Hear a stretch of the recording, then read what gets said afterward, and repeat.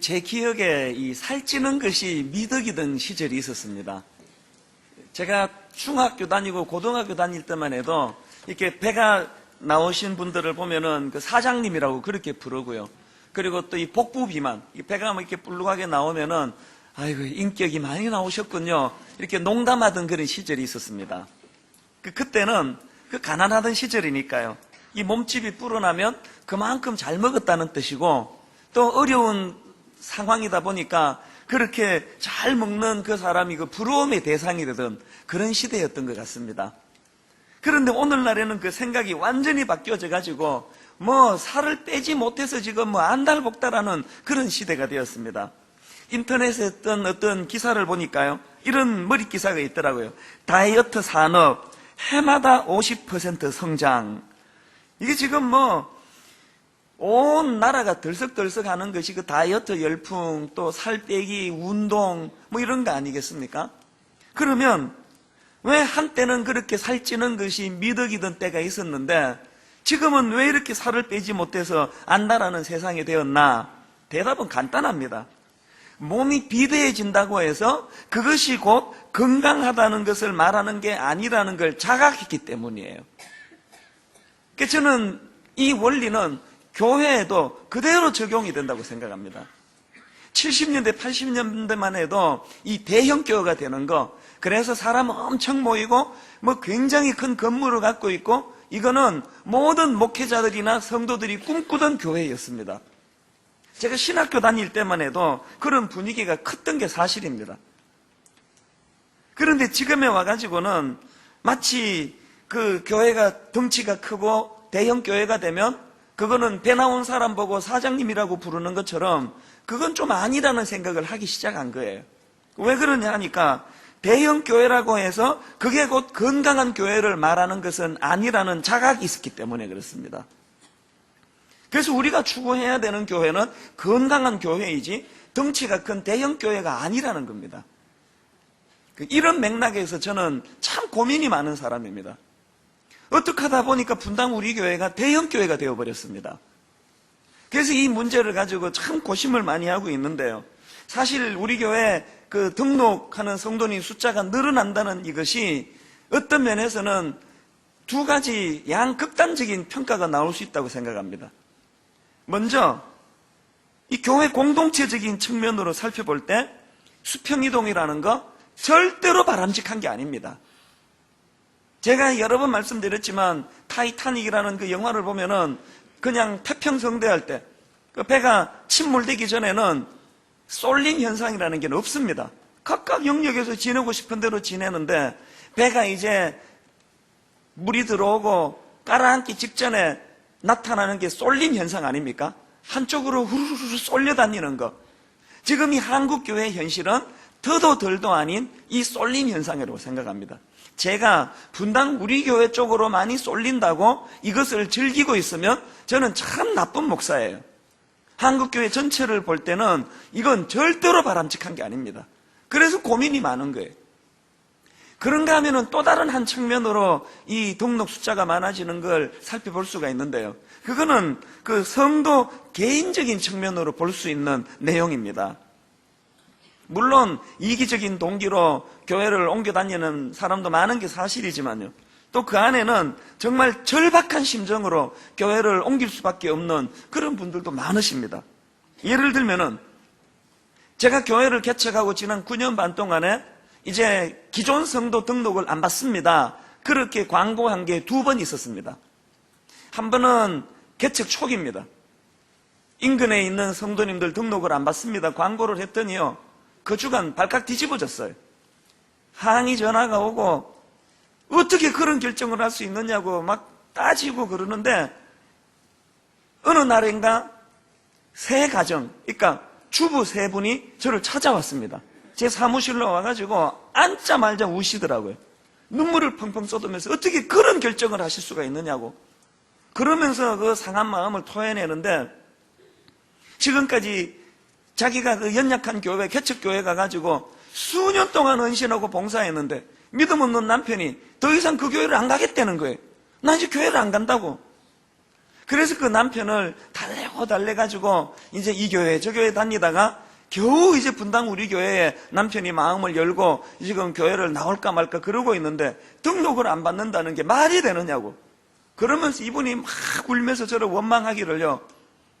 왜 우리 성도들은 교회를 위하여 그렇게 헌신하고 그렇게 몸부림을 치는데 교회는 우리의 사정을 봐주지 않느냐고. 그러면서 그 따지시면서 잊혀지지 않는 한마디를 하더라고요. 목사님, 교회가 무슨 프랜차이즈입니까?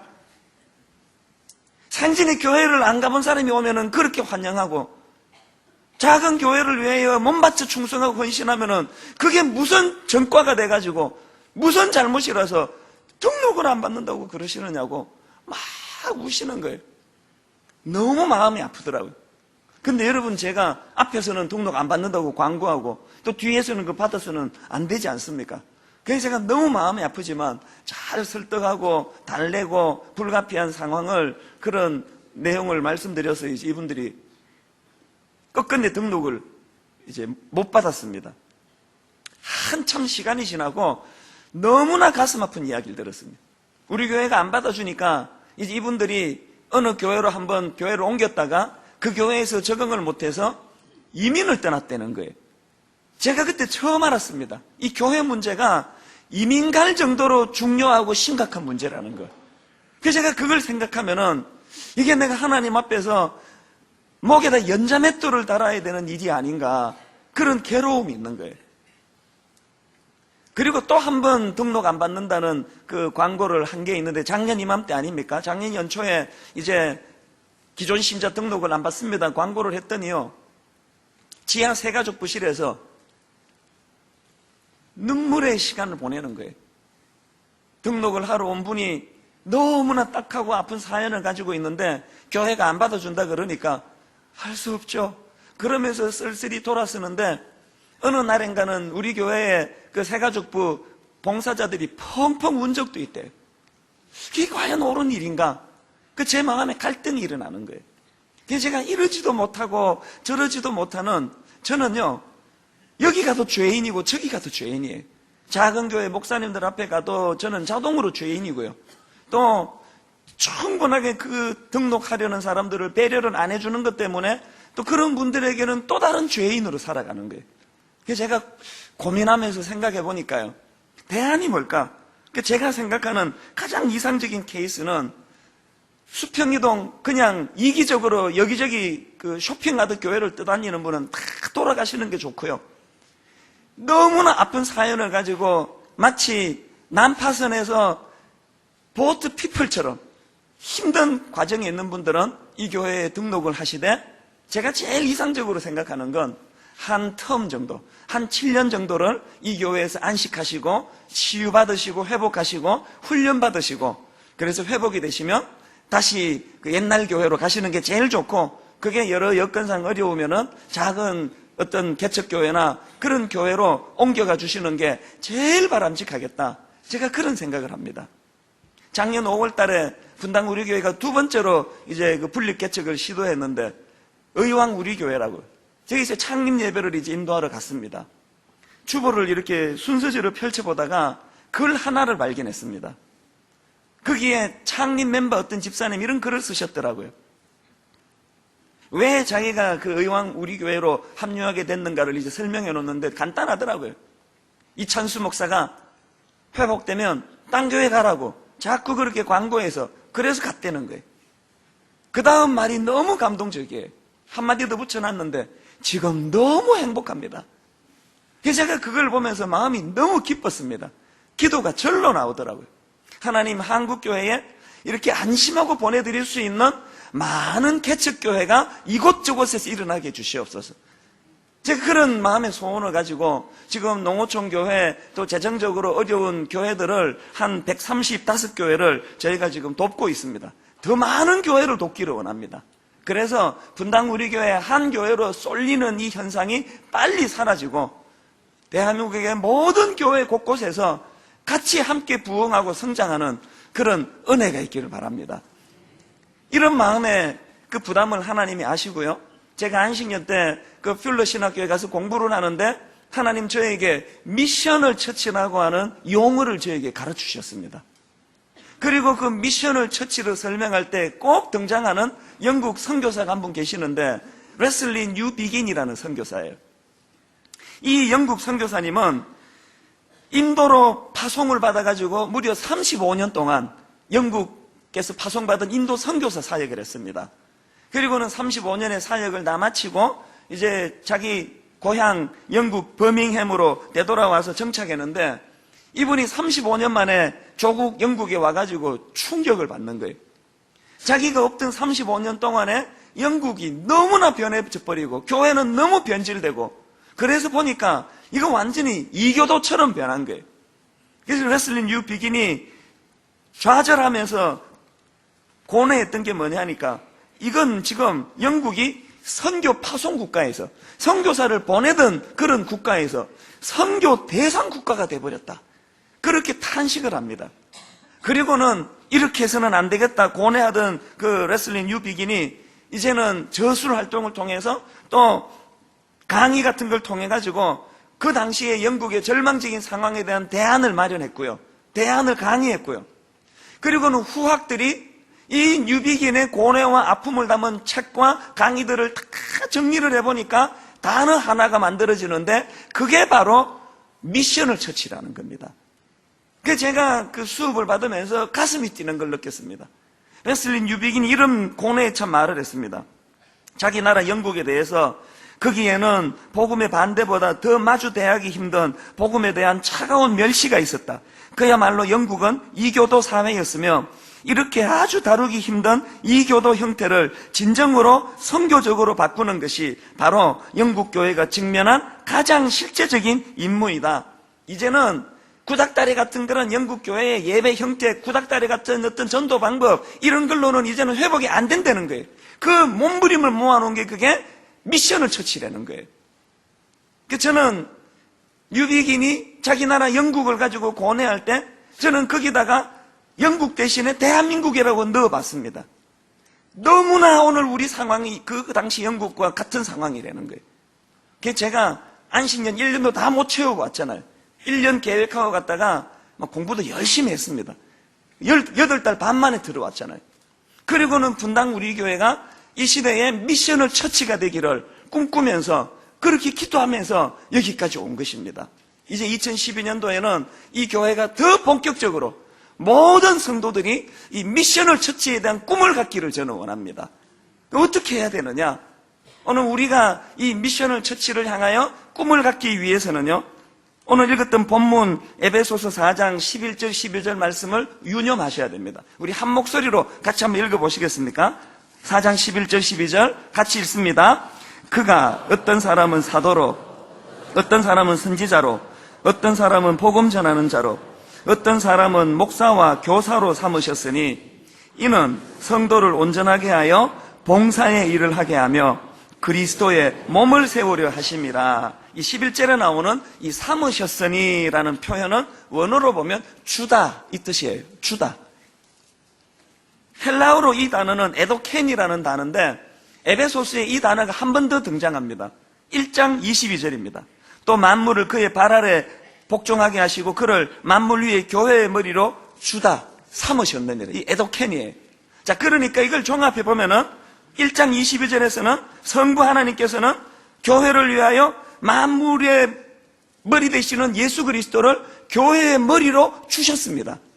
그리고 오늘 본문에서는 머리 되시는 예수 그리스도께서는 저 같은 목사와 많은 일꾼들을 교회를 위하여 선물로 주셨습니다. 그 원리예요. 그래서 여러분 별로 썩 내키진 않겠지만 저는요 여러분에게 주신 선물이에요. 선물. 내가 오늘 리본을 달고 나와볼까 그런 생각도 잠깐 했는데 저는 예수님이 여러분에게 보내주신 선물이에요. 마음에 안 드세요? 이 반품 같은 건 안 됩니다. 이 선물이기 때문에. 자, 그러면 왜 주셨나? 무슨 목적으로 주셨나? 그게 바로 12절에 나와 있는 내용입니다. 12절에 보니까 목적을 세 가지로 설명하는데 첫째 목적이 뭡니까? 성도를 온전하게 하기 위하여.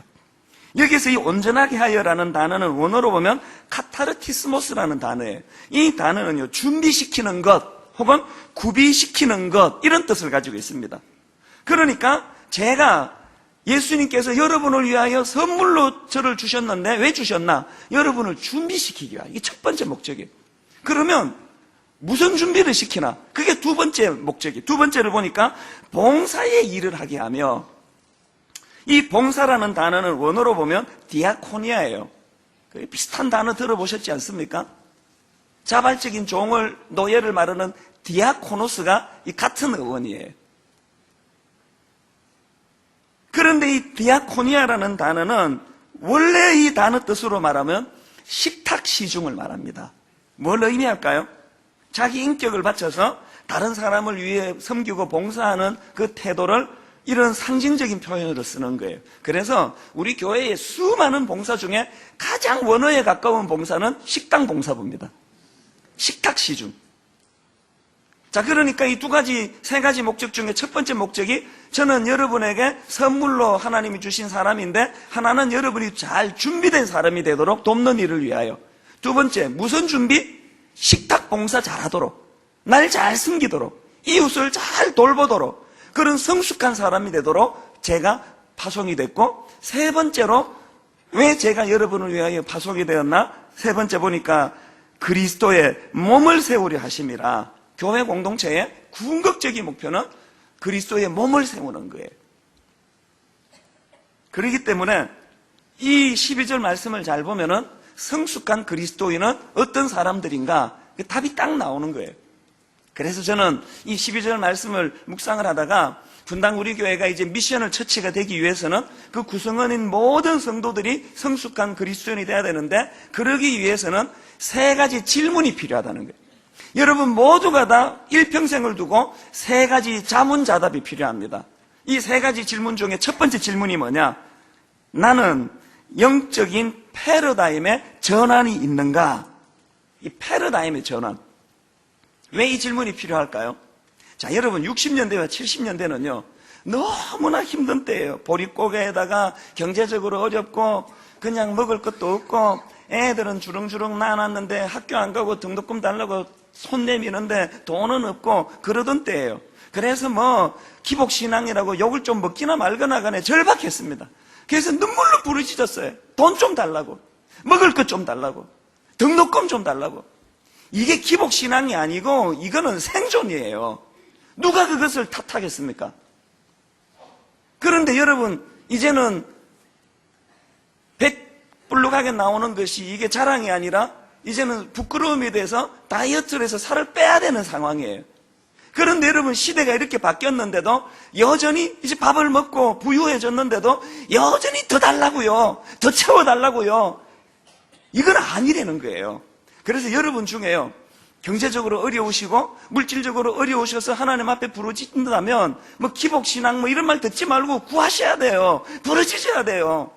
그러나 이제 밥은 먹을 수 있고 이 정도면 됐다는 분들은 패러다임의 전환이 필요합니다. 어떻게 해요?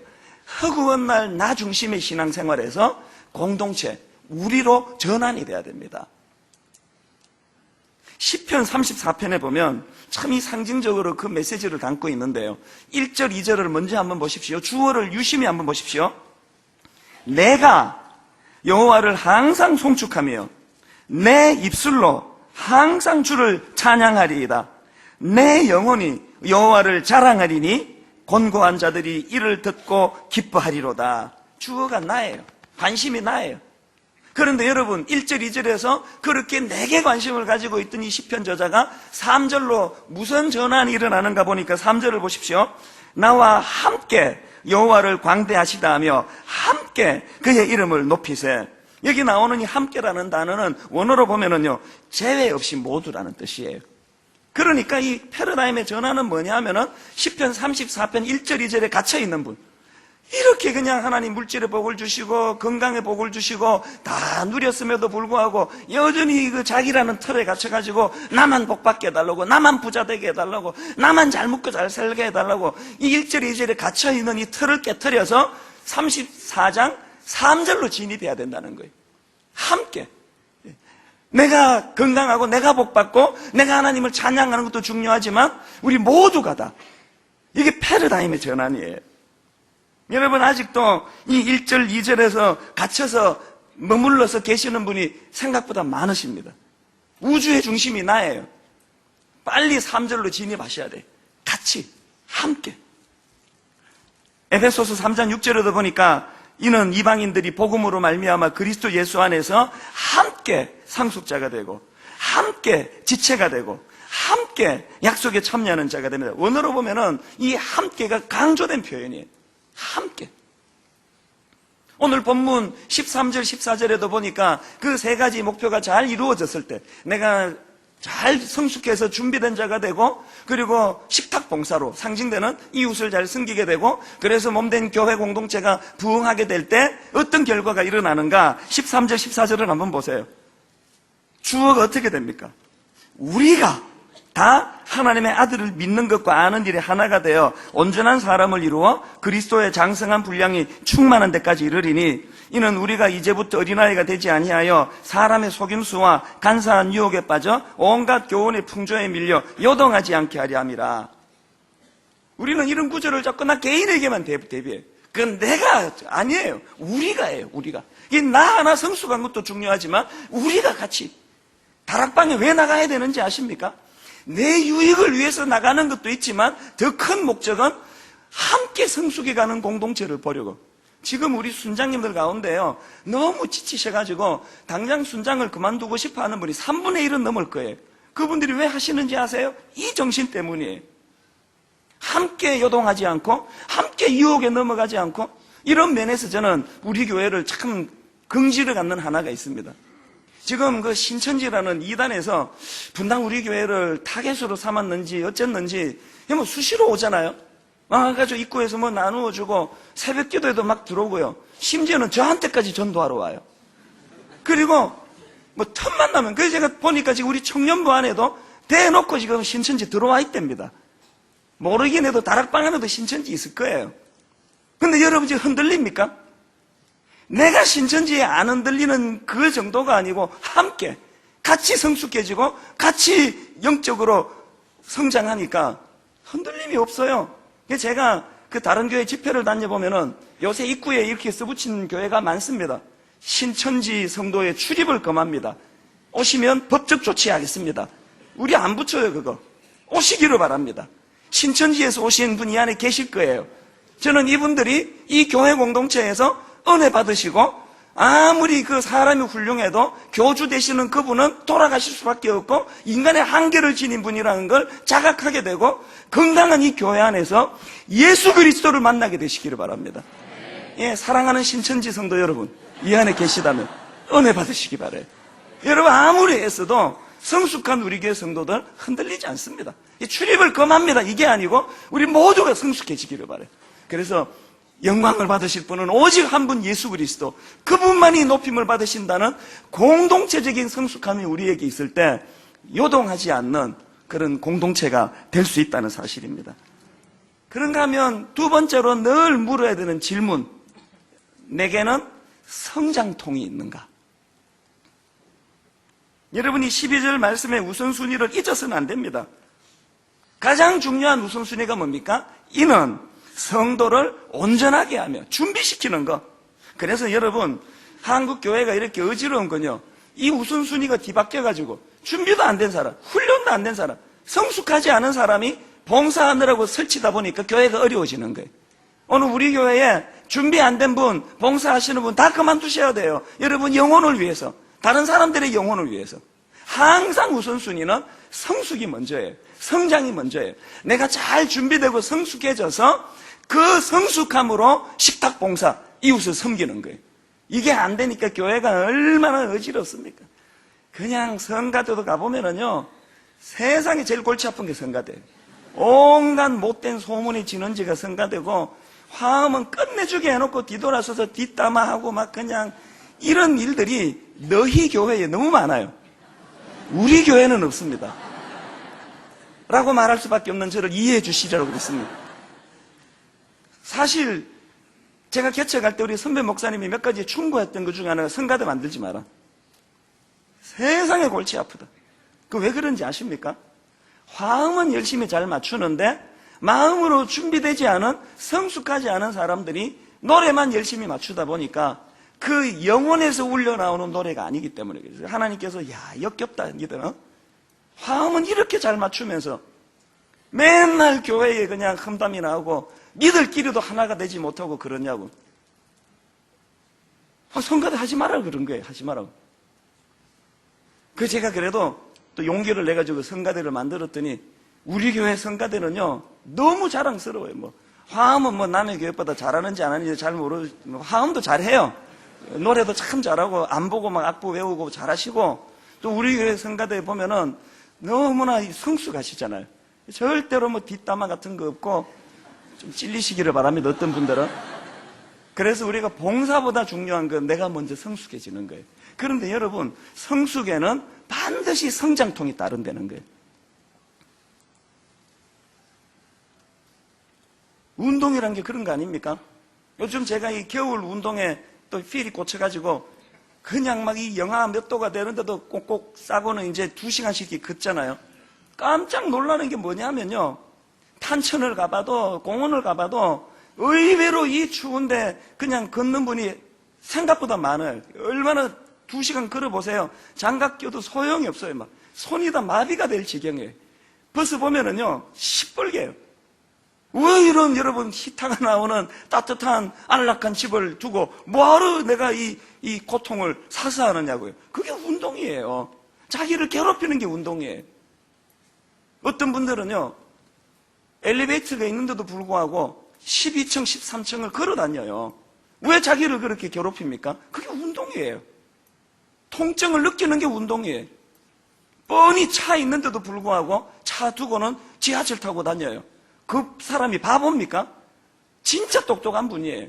몸은 너무 잘해주면 버르장머리가 없어진다는 걸 아는 거예요. 몸은 학대해야 되는 거예요. 우리 교회 좋은 교회입니다. 엘리베이터도 없고 몇 대 있어도 못하게 하고 강제로 그냥 걸어 다니게 하고 차 못 가져오게 하고, 여러분은 좋은 교회 만나서 영육간에 건강해지실 줄로 믿습니다. 자기를 괴롭혀야 돼요. 제가 저를 괴롭혀야 돼요. 제가 저를 괴롭힐 때 그때 아픔이 와요. 그게 성장통이에요.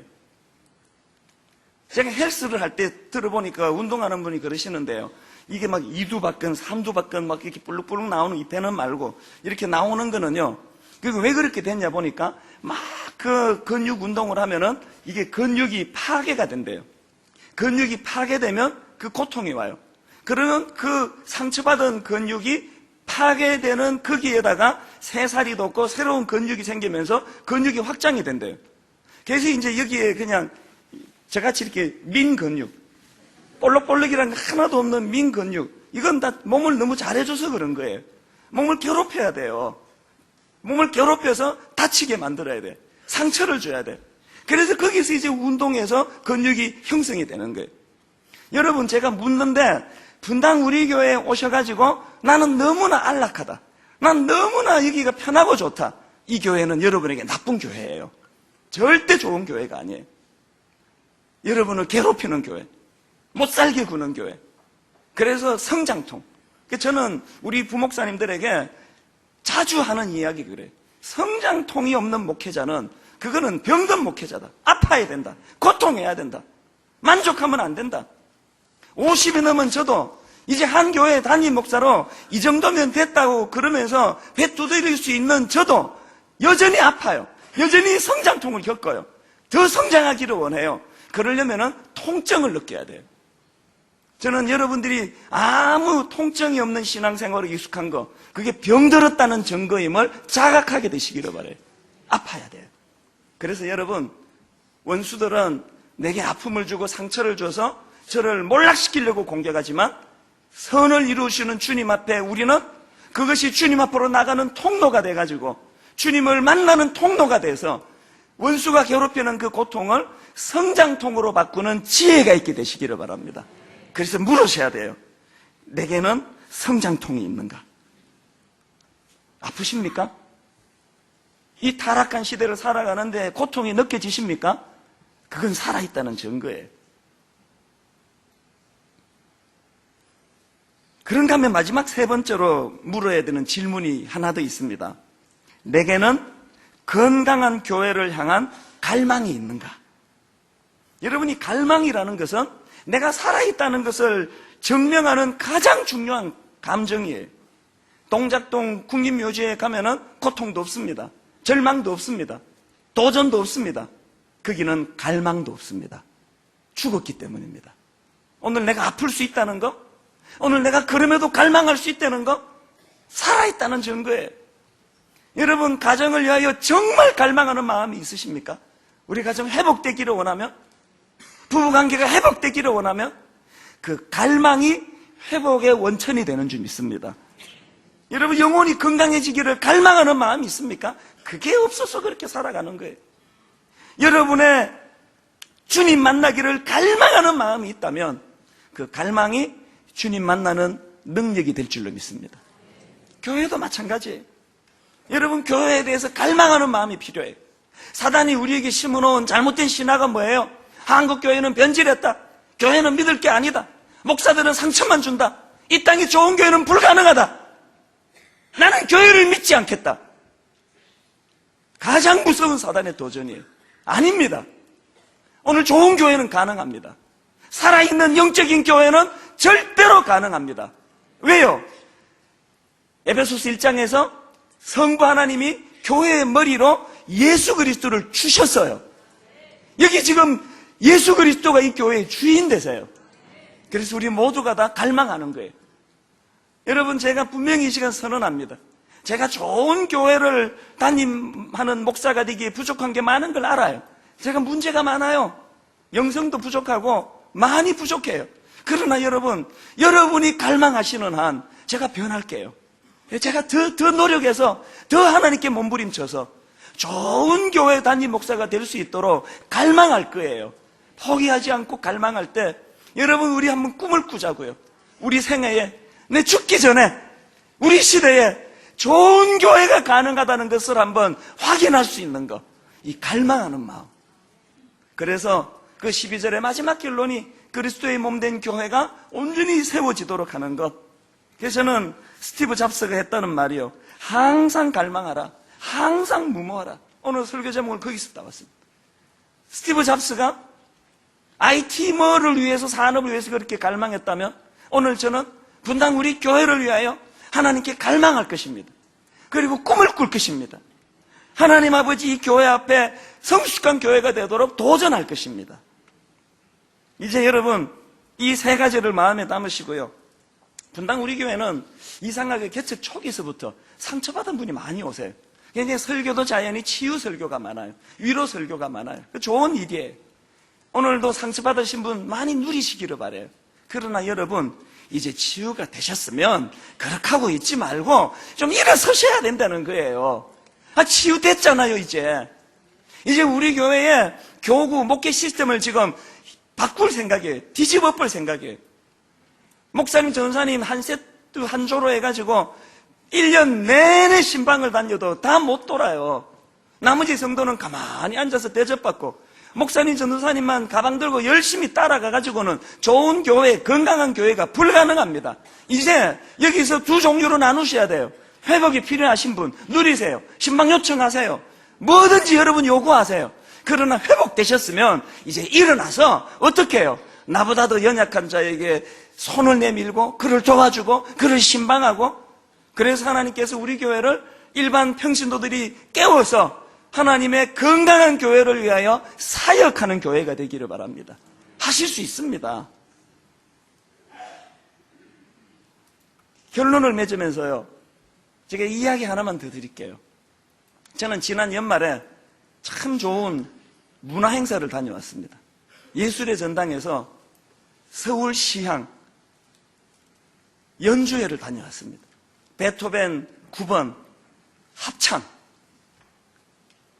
유명한 세계적인 지휘자 정명훈 씨가 지휘를 하는데 제 자리가 어디였냐 하면은요, 오늘 이걸 본당을 무대로 치면 요 2층이에요. 거기가 맨 마지막에 예매가 되는 데래요. 가격도 비싸지 않아요. 그 자리에서 제가 내려다 보니까 너무 좋은 거예요. 한눈에 다 보여요. 지휘자 표정까지 보여요. 제가 그 정명훈 씨 지휘자에게 감탄했습니다. 1시간 반 가까운 그 시간을 전곡을 다 외워, 다 소화해, 다 머릿속에 담고 있더라고요. 너무 그게 감동적이었어요. 그런데 여러분, 지휘자 정명훈 씨보다 저를 더 감동시킨 사람이 하나 있습니다. 맨 끝머리에 앉아 있더라고요. 트라이앵글. 우리 초등학교 때 트라이앵글 기억나시죠? 그거 들고 그냥 이렇게 치는 거예요. 보니까요, 그 선반 위에 올려놓고 아무것도 안 해요. 그래서 계속 그분을 주시했어요. 딱 3번 나오더라고요, 3번. 그 긴 1시간 반 동안 가만히 있다가요, 3번. 많이 치는 것도 아니에요. 몇 번 치고 또 갖다 놓고 가만히 있더라고요. 그래서 내가 그거 보면서 베토벤이 좀 원망스럽더라고요. 트라이앵글 좀 역할을 좀 많이 만들어주지. 딱 3번. 여러분, 제가 감동이 밀려온 게 뭔지 아십니까? 그 트라이앵글 맡은 사람이요, 에이 뭐야 이 나한테는 이렇게 시시한 거 맡기고 나 집에 갈래. 그리고 가버렸으면요, 그 연주는 완성된 연주가 아닌 거예요. 그 트라이앵글 맡은 그 사람이 거기에 있어서 연주가 온전히 이루어지는 거예요. 무슨 생각한지 아십니까? 이찬수 목사처럼 조명 아래에서 굉장히 중요한 일을 하는 것처럼 비춰지는 사람이 있지만 하나님 이렇게 말씀하실 거예요. 트라이앵글을 맡아서 묵묵히 교회를 위해서 수고하는 너, 이찬수 목사 이상으로 내게는 소중한 연주자야. 지난 한 해 동안 비록 눈에 띄는 화려한 역할은 아니라 할지라도 건강한 교회를 위해서, 이름 없는 한 지체를 위해서 기도해 주신 여러분, 양보해 주신 여러분, 하나님은 그 수고를 아실 줄로 믿습니다.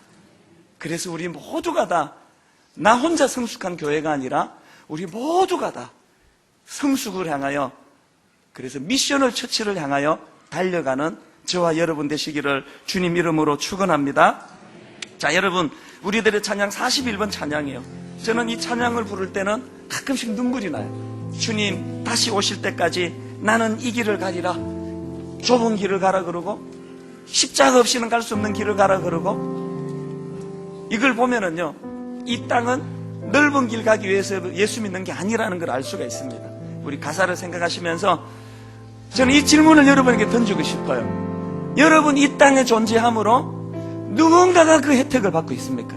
누가 여러분의 존재 혜택을 받고 있습니까? 이게 성숙을 향한 우리의 목표인 줄 믿습니다. 찬양하시겠습니다. 주님 다시 오실 때까지 나는 이 길을 가리라. 좁은 문, 좁은 길, 나의 십자가 지고, 나의 십자가 지고, 우리에게 소망이가 아닙니까? 나의 가는 이 길 끝에서 나는 주님을 보리라. 영광의 내 주님, 나를 맞아주시니 지치고 힘들고 피곤한 가운데서도 주님 다시 오실 때까지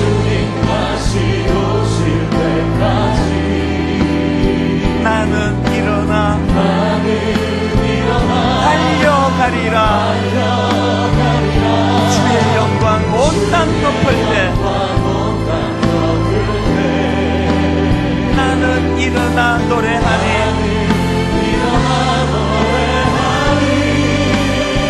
내 사모하는 주님, 온 세상 구주시라.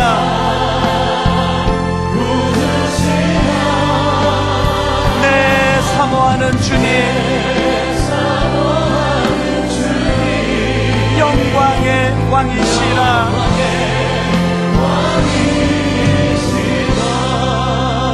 여러분, 이 시간 조용히 한번 스스로에게 자문자답해 보세요. 여러분에게 3가지 질문이 있습니까? 나는 영적 패러다임이 일어나고 있는가?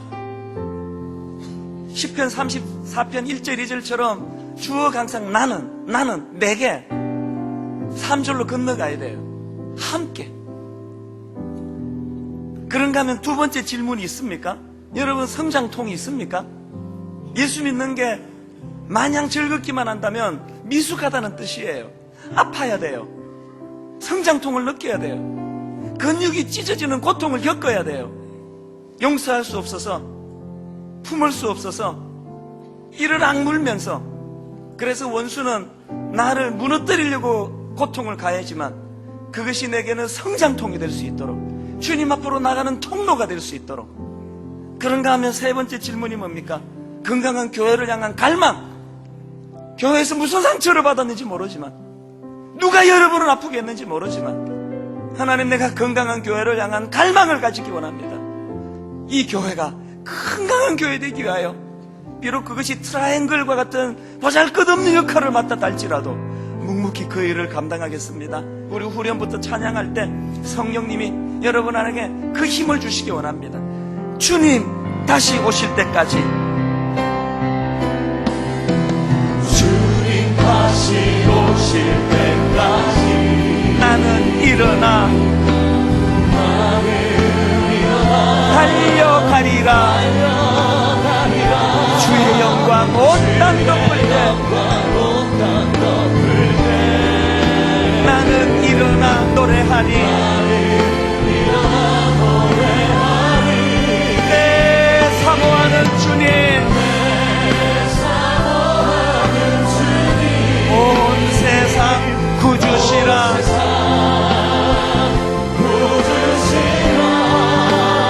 내 사모하는 주님, 영광의 왕이시라. 여러분, 갈망하는 마음을 가지고 후렴부터 선포하십시오. 주님 다시 오실 때까지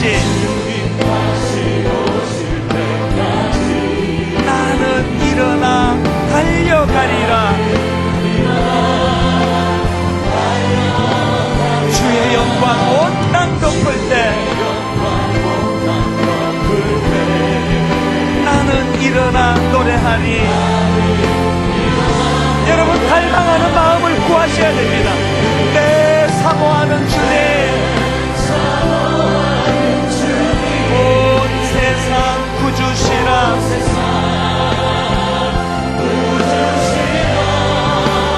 내 사모하는 주님, 영광의 왕이시라. 영광의 왕이시라. 소망을 가지고 영광의 왕이시라.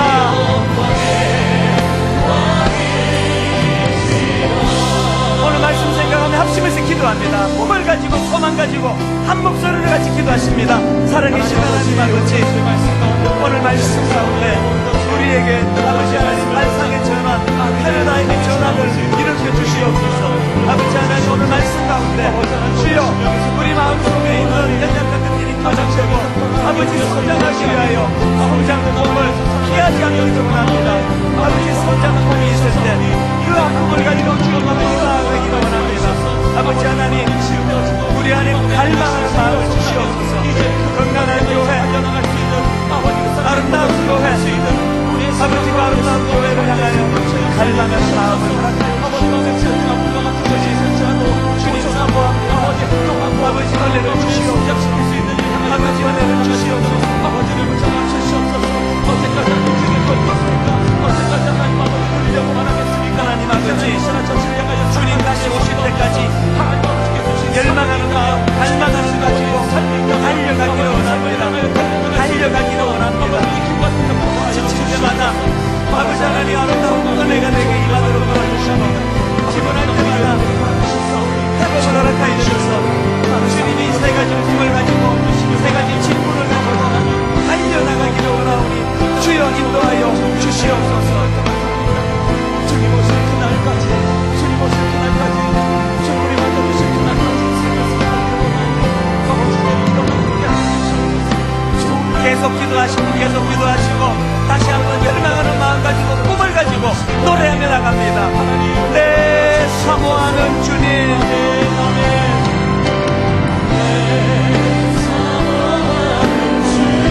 온 세상 구주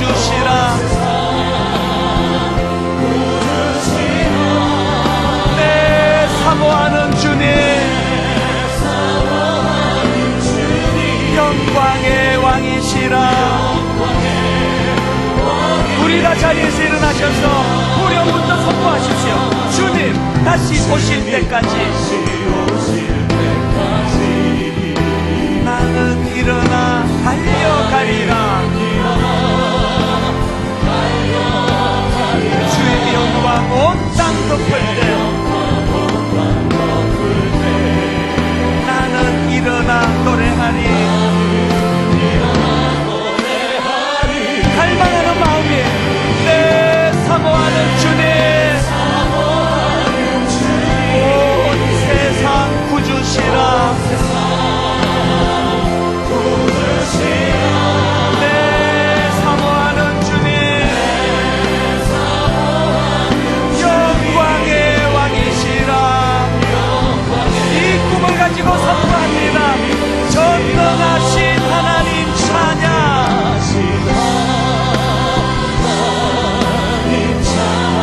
언제나 동일하신 주,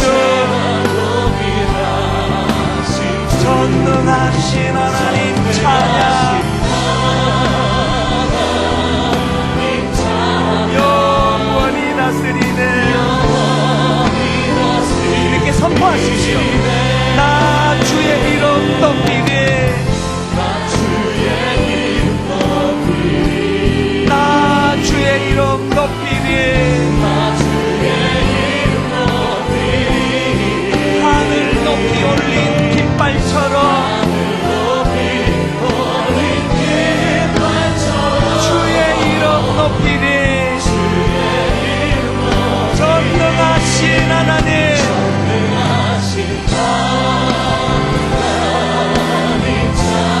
언제나 동일하신 주, 전능하신 하나님 찬양. 꿈을 가지고 선포하십니다. 영원히 다스리네. 영원히 다스리네. 영원히 다스리네.